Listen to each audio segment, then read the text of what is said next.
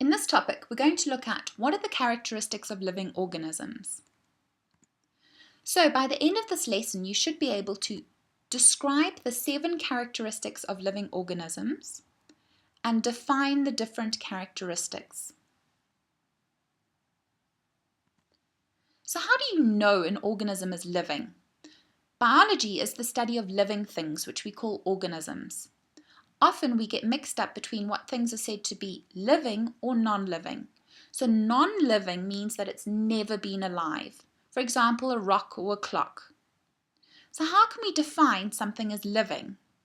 Here you can see an image of mine of a snail and a flower. How do you know that they're both alive? The characteristics that you probably know are that they both can move, grow, and they both need nutrition. If the flower is pollinating, it would be reproducing. And if you picked up that snail, it would quickly retract into its shell. So we say that it is sensitive and responding to its environment. The snail and flower also remove waste products or substances in excess from them. So we say that this is excretion. And then the last one is respiration, where they get energy from breaking down substances. So here you can see the 7 characteristics of living organisms. So an easy way to remember the 7 characteristics is using the phrase Mrs. Gren. So press pause and see if you can remember the different words that relate to each letter. So the 7 characteristics are movement, respiration, sensitivity, growth, reproduction, respiration, excretion, and nutrition. So you need to be able to define these terms. So what I would suggest is that you create flashcards. So here's an example of how to create a flashcard. What you do is you write the term on the front of the flashcard and then you write the definition on the back of the same flashcard. For example, here I've written movement on the front and then on the back I've defined it. So movement on the front and then on the back is an action by an organism or part of an organism causing a change of position or place.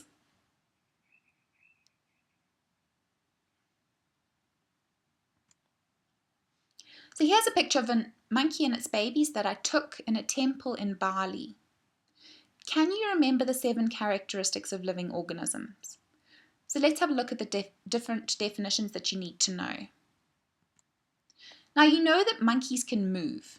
So movement is an action by an organism, for example the monkey, or part of the organism, for example its arm, that causes a change of position or place. Now some non-living things, for example rivers, can move or appear to move. So movement can't be the only thing that defines whether something is living.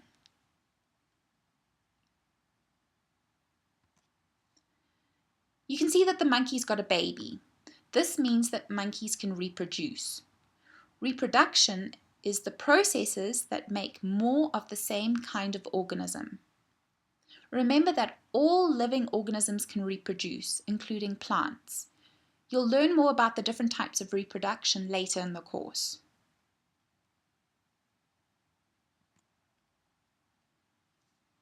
When monkeys get too hot, they'll move to the shade. They are using their senses to detect changes in the environment. If a monkey hears a noise, it will turn its head.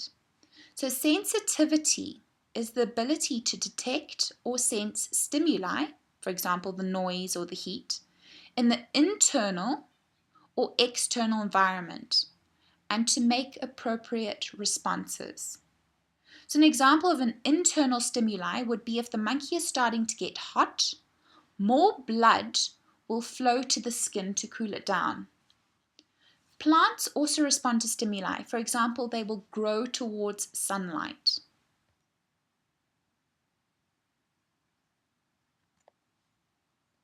Of course, you know that monkeys grow, as do plants. So growth is defined as a permanent increase in size and dry mass by an increase in cell number or cell size, or both?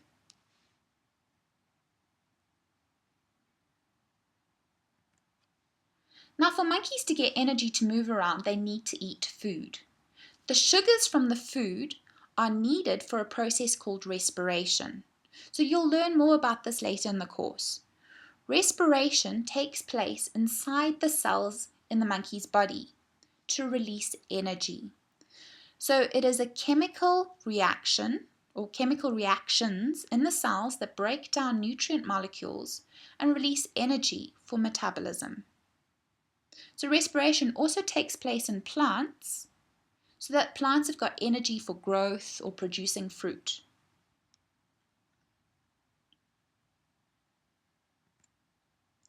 Now, when a monkey urinates or does a wee, it gets rid of excess water and any toxic materials in its body.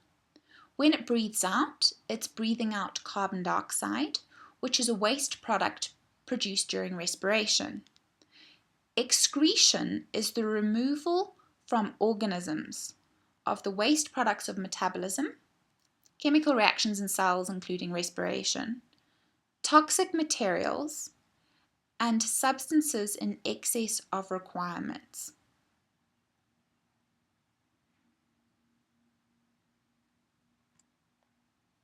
Monkeys need to eat so that they've got energy. So you can see that the baby is suckling from its mum to get milk, and the mum is eating something that she's picked up. Animals need organic compounds. So these are compounds that have got carbon in them, for example, glucose. They also need ions, for example, calcium, and they also need water. Plants also need things to grow. So they get this from carbon dioxide, water, and also ions in the soil. So to define nutrition, this is the taking in of materials for energy, growth, and development.